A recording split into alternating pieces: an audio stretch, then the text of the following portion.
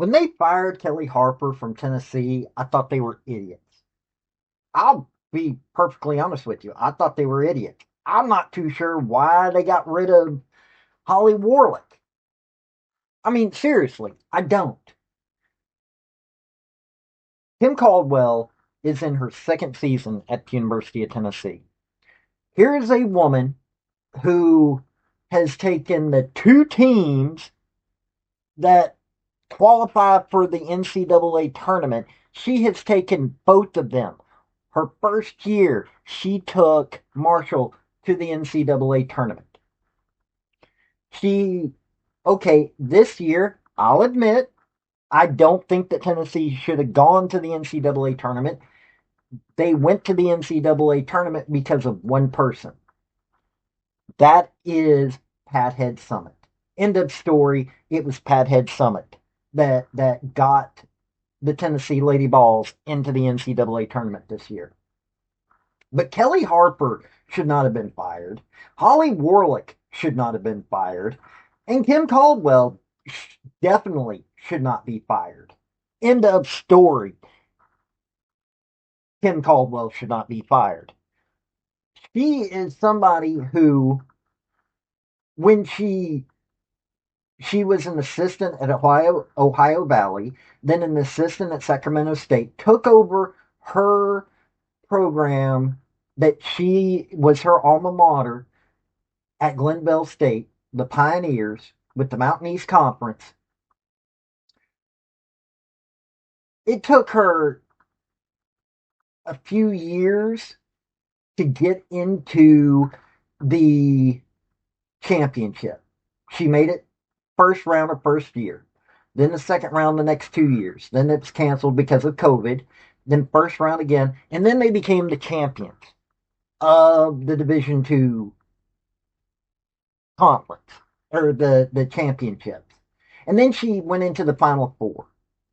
Marshall, okay, she only got him into the first round. She made it to the Sweet 16 last year with Tennessee. This year, okay, sad season it was, and it was the first round. I don't have a problem with that at all. Now, when you take a look at Pat Head Summit's career, first 2 years, well, I'm going to go into it. I'm going to have a separate section on nothing but Pat Head Summit. End of story. I'm going to have nothing but an entire section. But we're going to take a look at several coaches that have national championships that are women, that coached women's basketball. And we're going to show you these four coaches that have national championships that also have losing seasons.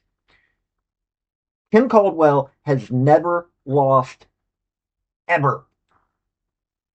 In Division II, she had an 88.8% winning record.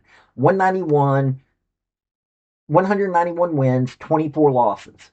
In her conference, she had a 91.7% winning record. 132 wins, 12 losses.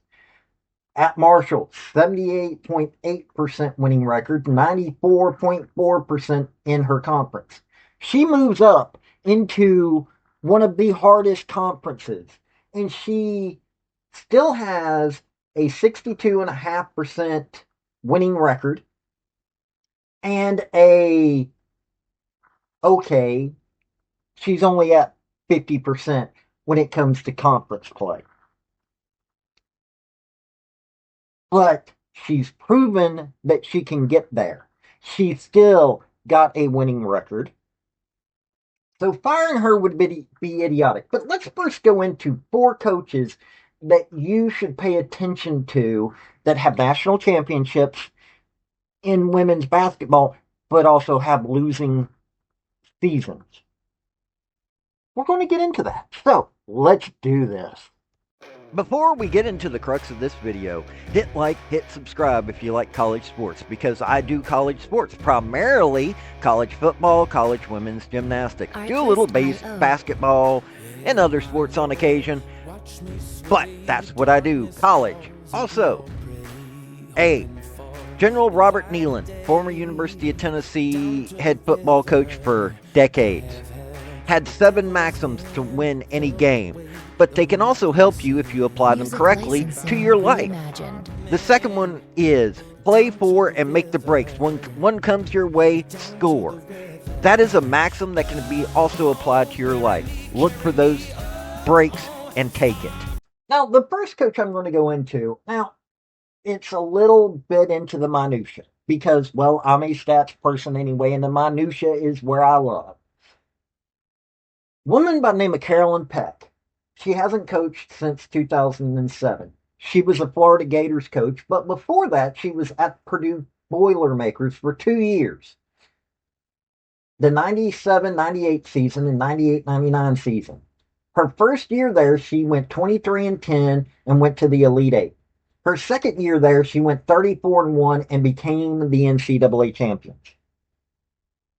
While at Purdue, she had an 83.8% winning record overall and an 81.3% winning record in the Big Ten.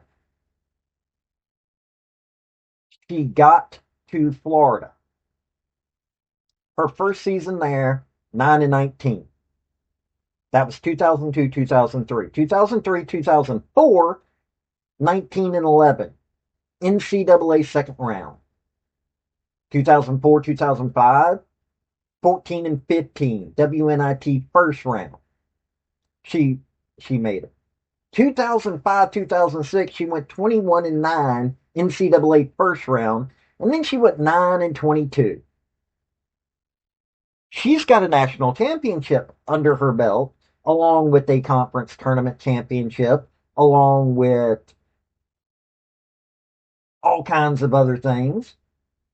Now, let's take a look at Muffet McGraw.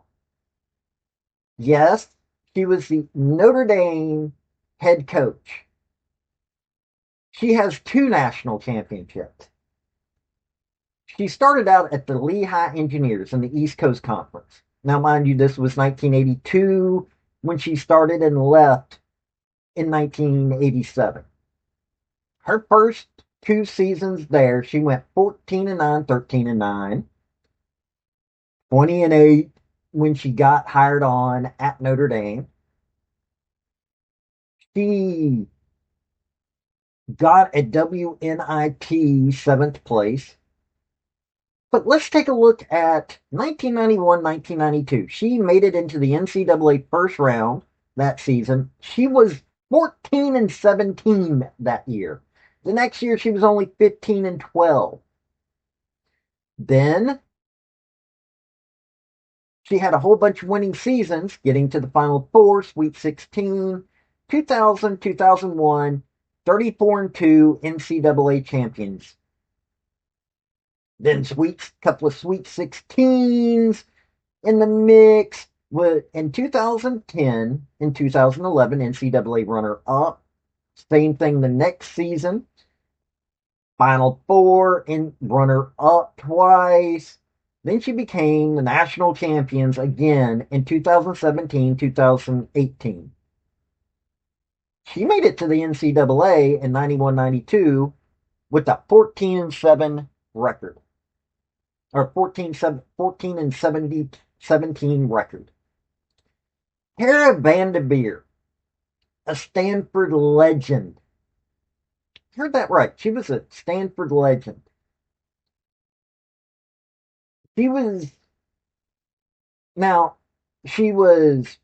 first coached the Idaho Vandals, then went to Ohio State, made it to the Elite Eight with them. Then 1985 to 1986, she made it to Stanford. Her first season there, she went 13-15. Then she went 14-14. Her second season at Stanford. Oh, and then her third season made it to Sweet 16, then made it to the Elite Eight, then became the national champions, Final Four, NCAA champions, Sweet 16. Yeah, this is Stanford's Pathead Summit. She had a couple of really bad seasons. And let us get to the institution herself, Dawn Staley. I love me some Dawn Staley. If you've been to my channel before, you know I'm a Dawn Staley fan. She first coached at the Temple Owls. Now they've got a great head football coach who I like. Temple, I'm not a big fan of Temple, but I like some of their choices. But I still follow them because they're in the American Athletic Conference. Anybody that plays against Navy, I follow them. In 2002, 2003, her third season at Temple, she went 14 and 15. Now, mind you, that was an anomaly. Her first year there, she went 19-11, WNIT first round. Made it the next year to the NCAA's first round. Her fifth season there made it into the second round, along with her seventh season. Had two first rounds around them. Then got brought into South Carolina. Her first season at South Carolina, she went 10 and 18. Her second season, she went 14 and 15. And then WNIT second round, and then NCAA Sweet 16, NCAA second round, Sweet 16, Final Four, Sweet 16, national champions, Elite Eight, Sweet 16, Final Four, because you got to throw in the tournament canceled because of COVID, NCAA champions, NCAA Final Four, NCAA champions, runner up. That's Dawn Staley. She had losing seasons. Kim Caldwell hasn't had a losing season. But these coaches are legends because they have national champions, but they still had rough seasons. Now, let me talk about the woman that I absolutely adore. That is Pat Head Summit. And I do. I adore that woman.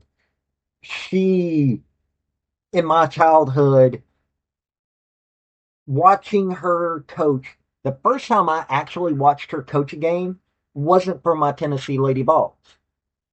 I was 9 years old, didn't know much about women's basketball.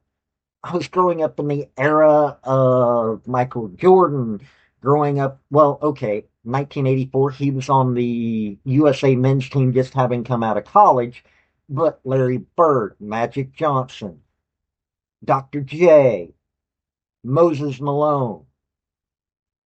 Tennessee basketball was a joke. Tennessee men's basketball was a joke. And all you had was the NBA stuff going on. But then I watched Pat Head Summit coach Team USA.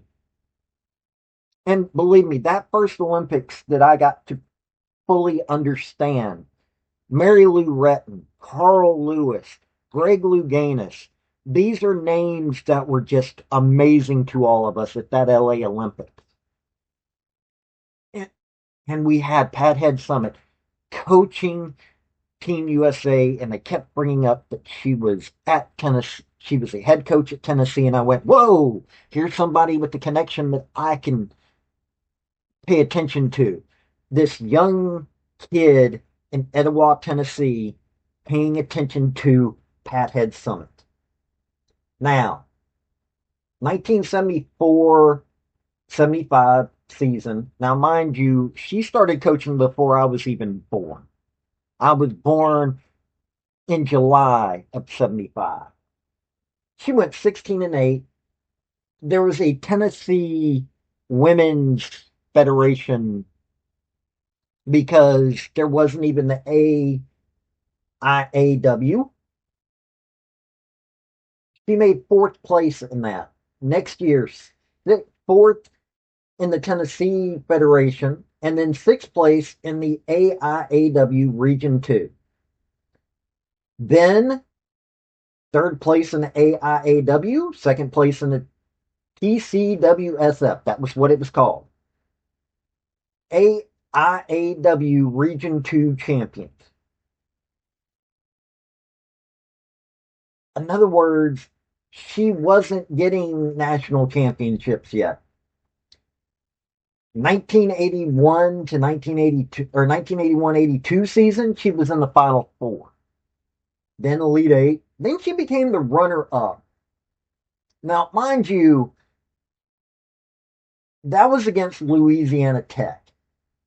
And I'm going to do a video on Louisiana Tech. Sweet 16, Final Four. And then finally in 1986, 1987, more than a decade after she had started coaching, she got a national championship. Now, mind you, it wasn't available until the year after she started that she could have gotten a national championship. And that would have been the AIAW. But she finally got one 12 years after she started coaching. Then a Final Four, then another national championship, then Elite Eight national championship, Sweet 16, Elite Eight, Sweet 16, runner up, national champions, national champions, national champions. You beginning to see here, even she had her rough times. Her last year,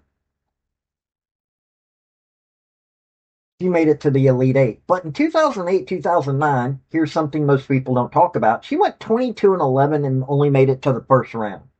I remember that year.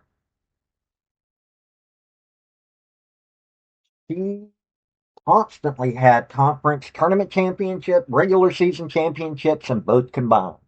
But it took her a little bit of time to get everything going the way that she wanted it to go. And she didn't always win.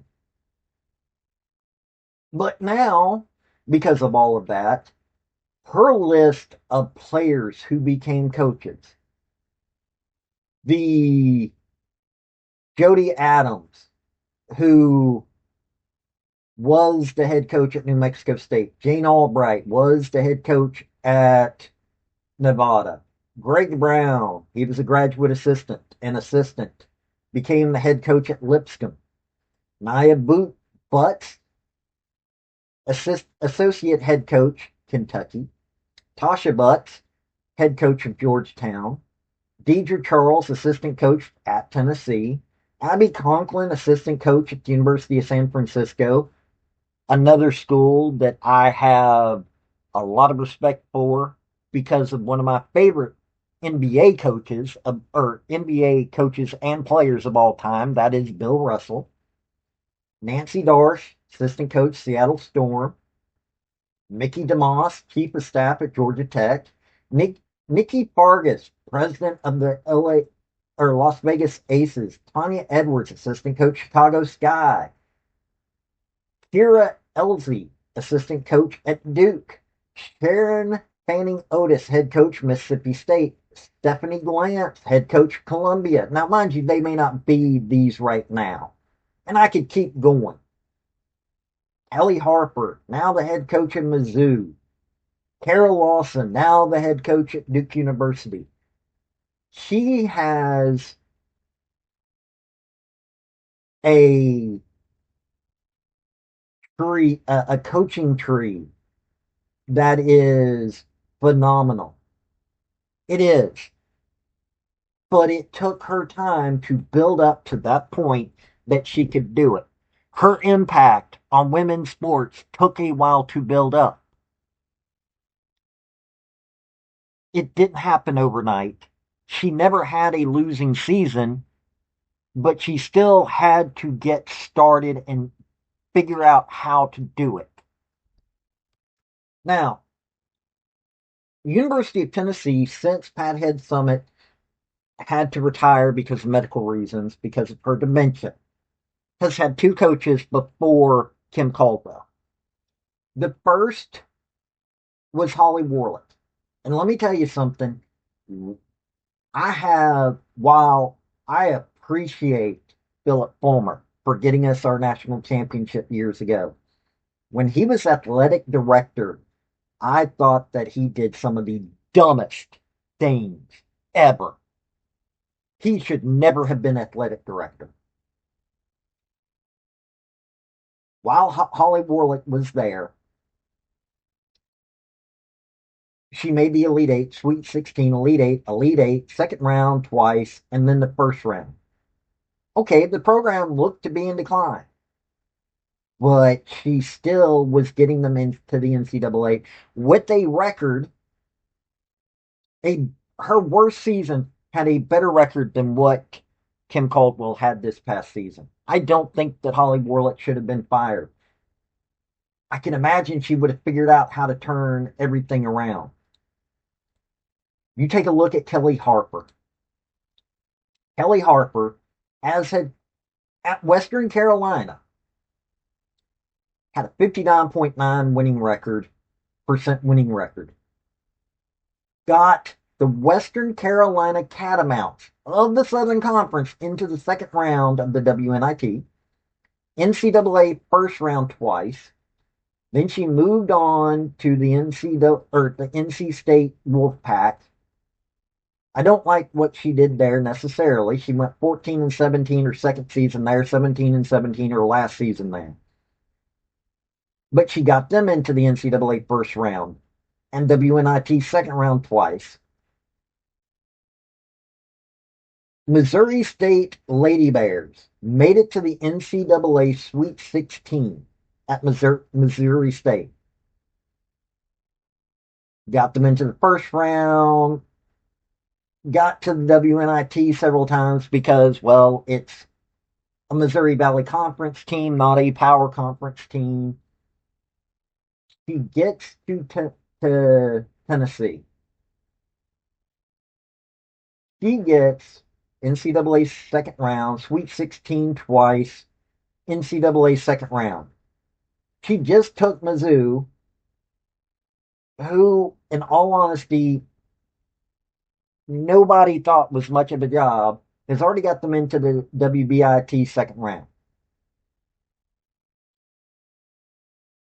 I don't think she should have been fired. I think she could have done something with that team. But now we've got Kim Caldwell, her second season in, and people are screaming and screaming, oh, she needs to be fired, and this is why.